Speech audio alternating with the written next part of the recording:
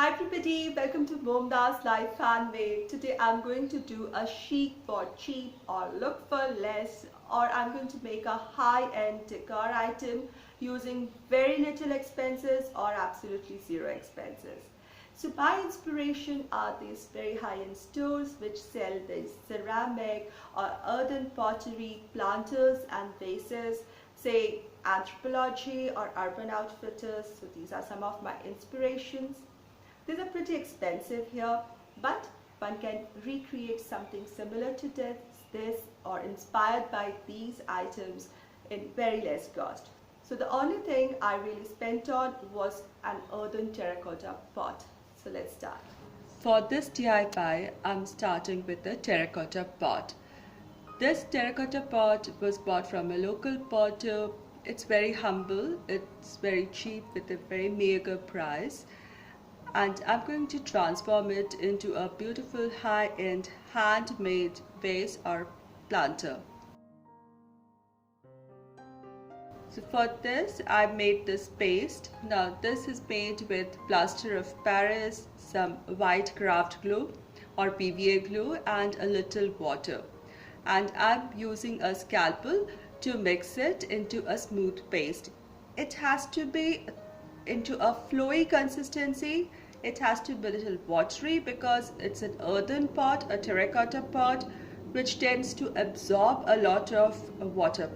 So it dries up really fast, so I had to make it a little runny in consistency. So this is the consistency that will be required, a little flowy, yet a little thick kind of consistency. And I'm using a scalpel to apply it over my pot so that it makes these marks, which is that of a handmade pottery. One can use a brush if you feel like, so that will give a more smooth tone. I'm using a scalpel because it will give this wonderful texture like handmade potters, like this very rustic and a vintage kind of style, and it looks very high-end with this textured look. So I'm going to use the scalpel and apply it all over the pot. So first I'm starting in one-sided stroke from top to bottom. Then I'll also go ahead and do the neck and also a bit of inside the neck. At least all the portion that is generally visible should be covered in the similar way. It should not look patchwork. It really absorbs very fast and dries pretty fast, and because of the glue, the whole thing will stick together very well.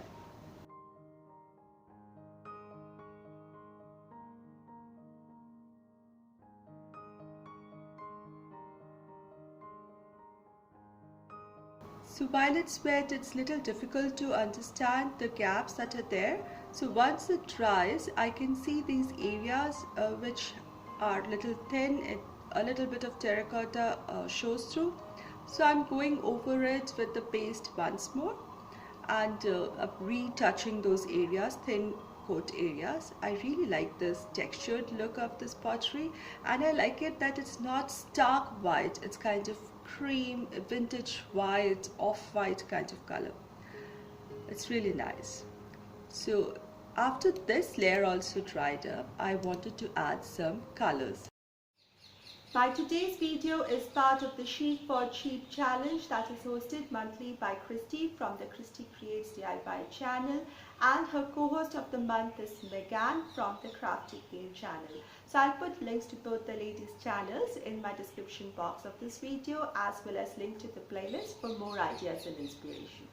Welcome my old friends and also new ones who are stopping here for the first time. Please look around, and if you love my content, which is about DIY and craft within budget, please consider subscribing and come back for more videos. So to the same paste, I'm adding a little bit of green acrylic color so that it's little muted green, and I'm using this to apply it little halfway down the pot. So where the curve is narrowing towards the base, I start with my scalpel and go halfway down. So I'm going to apply it with the scalpel again, making new texture over texture and applying it with the scalpel again. So because of uneven mixing of the color, again a very interesting pattern is being formed with light green and dark green and the texture made by the scalpel. So I'm going to smudge it gradually on the top and blend it later with the second color and towards the base. So I'm going to go all around this pot in this fashion.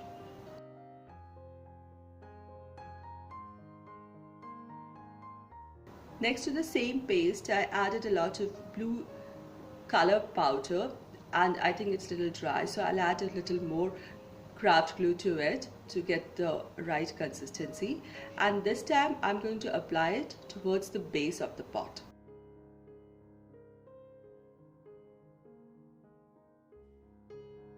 Now as I applied it all around the base, just below the green, I'm using my finger, I'm using my scalpel, so I'm just trying to smudge it so that the green and the blue blends well.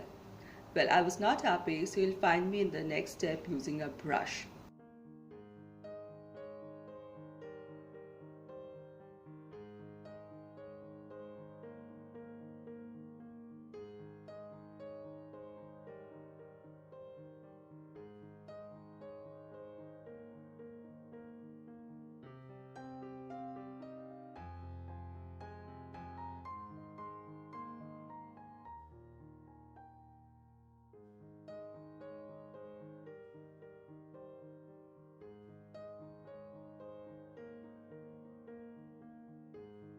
So I took a broad base brush. I didn't have a round one, so I took a flat one. In any case, I just rubbed it over a piece of rag so that I can get rid of the excess of the color. And I'm just doing the stippling technique so that I can blend the blue with the green right at the margin. So I'm going to apply blue wherever required as paint, and as my brush is less loaded with the paint, I'm doing stippling effect at the border of the green and the blue so that the colors blend together, and it's a beautiful ombre color from cream to green, from cream to green to blue. And I think it's looking really nice. I like the colors, how it's coming out, as well as the texture. It has started to look pretty high in decor.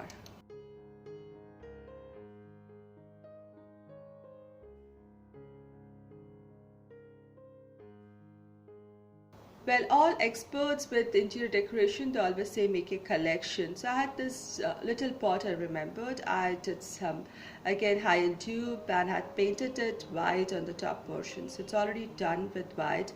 And I'm just using my finger to apply the blue paint. It's too small. I just smudge it at the border, and then I thought, why leave the green? So I just use a little green in my finger and added the green between the white and the blue so that it makes a perfect match with the bigger pot. So I'll have a perfect collection of vase or planters. Next, to protect all these, I'm using this clear varnish, and you can use a brush or a fabric, anything, and just put a thin coat of varnish on both the pots. That's what I did. And if you're using a hand like me, make sure to wash it well. Acetone helps you get rid of all this varnish that sticks to your fingers. And I think they both look really nice once dried, and they make a great collection or a set compared to the high-end inspirations that I showed you. I think at the price I paid to the potter, this is just so good, and put together they will make a great planter or a set of vase. I'm happy with my DIY today. Do let me know what you think in the comment section below, and if you like this video, please give this video a thumbs up, share this video, and if you like the content of my channel, please consider subscribing. I'll see you soon with another DIY. Until then, stay positive, be creative, and be happy. Thank you so much.